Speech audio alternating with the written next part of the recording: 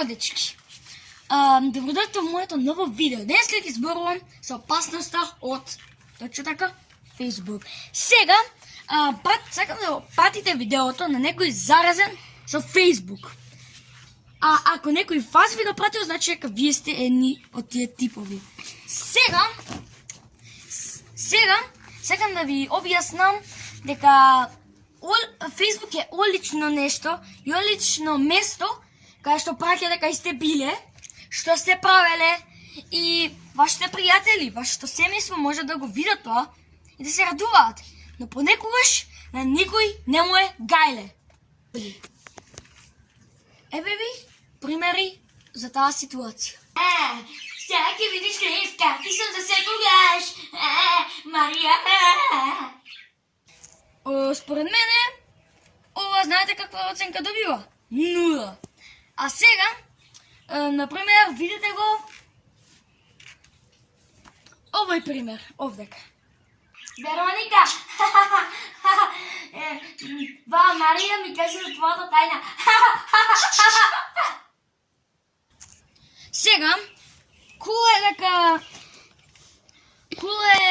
фактот дека Марија некоја кој да е ти кажала и дека сега го кажеш на кој да е Вероника и за нејзината тајна некако е кул тоа, но на никој не му е гајле.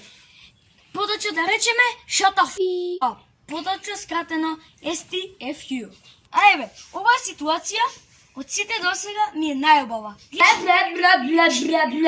Сега, не се жените единствените што треба да shut up. Например, и мажите треба да фу.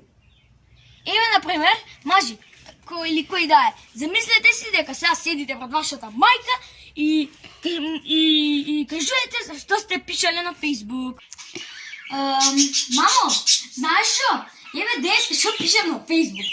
Значи, отидов во ВЦ, но таму никој кај шолата ја кај што отидов беше единствената што беше празна и немаше човек и сега таму водата не била пуштена, имало по 10 луѓе сереле таму, ама не ја пуштиле водата. И кога требаше да седнам, о не,